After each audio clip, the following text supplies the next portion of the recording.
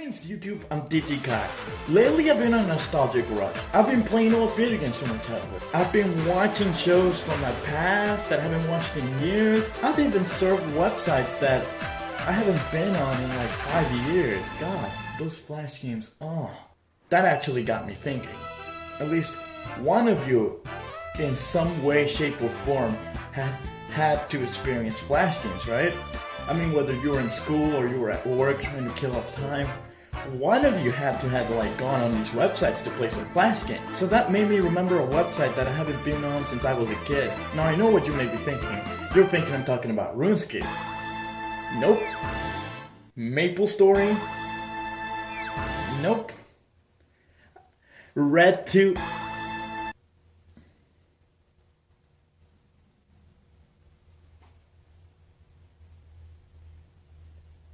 Neopets! Neopets, you know that website that lets you keep Tamagotchi-like pets and that you can go on quest with? Yeah, that was fun. Those were the good old days. Of course, most of these things were abandoned once they, sold out. But let's talk about the things that you do remember from the website. The games! Everyone that's been to the website remembered these games. Whether your experience was a positive or a negative one, I'm going to revisit them and finally evaluate them the way my 7-year-old self couldn't. So let's jump into the Neopet Flash game, Cast Basher. Kinda hard to miss, since it's apparently one of the featured games. So you might wonder, what is Cast Basher? Well, as you can tell, it's about a very angry anteater batting the shit out of what seems to be a dead taxidermied bird. Oh my god. But how the hell should I know? It's a children's game! Alright, so maybe that's not the exact description apparently. The description of this game is that an evil villain is standing high above in his floating citadel of death. Actual words. He is plotting to destroy your land. So what do? You make a plushie that looks like him and hit it with a stick. Yeah, kids, because you know if a villain ever threatens to kill everything that you hold dearly, you bat the shit out of Ted, because why not? So the goal of this game is to bat the plushie to further distances in order to,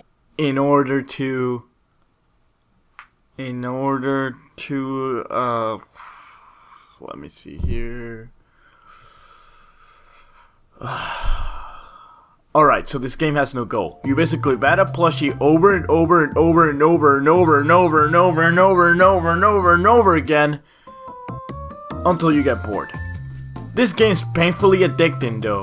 You wouldn't even know you're wasting more than 30 minutes just hearing that boing, boink, boink. The easy difficulty has you batting with a loaf of bread of what I assume belonged to the players that have left the game 6 years ago.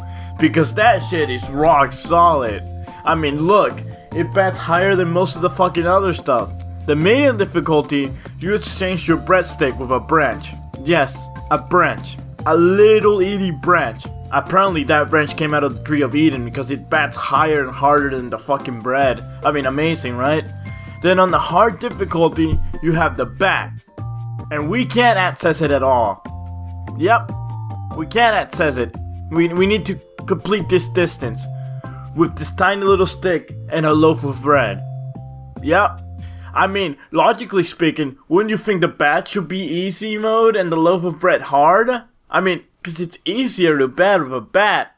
I mean, it's in the name, right? Whatever. Let's move on to the next game. The next game is Bruno's Backwoods Breakaway, and it's not that Bruno. So this sounds so intense though. What I can tell so far is Johnny Depp over there is trying to get away from the billions of Monsters Inc. Should be fun, right? Let's see what the description says.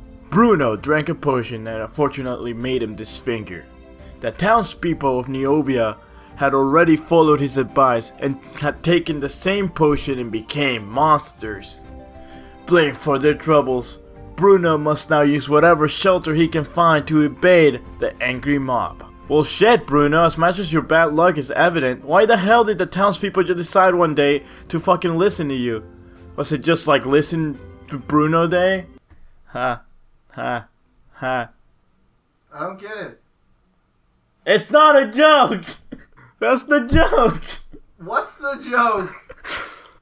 I'm serious, what's the fucking joke? I fucking don't understand. So like the point of the game is to collect all the potions and bring them back to your cave, while avoiding the villagers that move like they came out of a Bloodhound Gang music video. Apparently the potion also gave Bruno the power to defy gravity. To be honest with you, this game isn't half bad. Half. I mean, it seems like at least they attempted to make a decent game. At least you're not banning shit for no reason.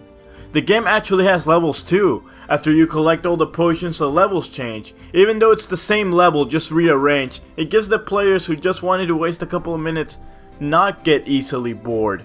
Especially if little kids are playing this to get fake money. Now let's move on to the final game of the list. The last game I picked that represented my Neopets childhood.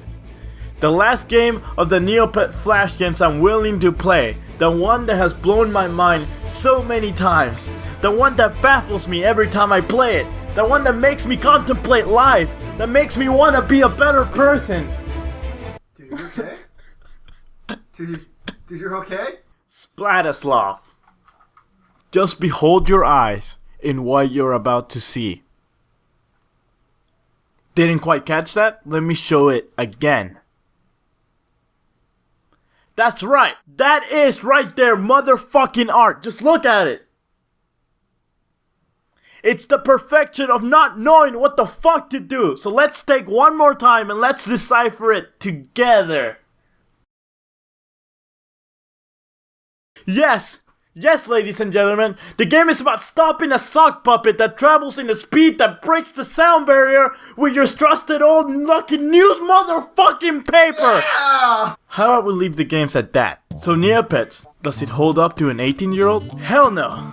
The site is filled with clones of each other's games. These games were designed to take time away from a kid. Back when I was on the site, about 9 years ago, I know for a fact that I would have enjoyed a little of these games. However, even if you don't, you're forced, because that's the only way you can get money in this fucking world. Now, for a kid, these games are great. I give the Neopets team credit for having lots of games based on the theme of the website at least. That doesn't mean they're good games, but they're games.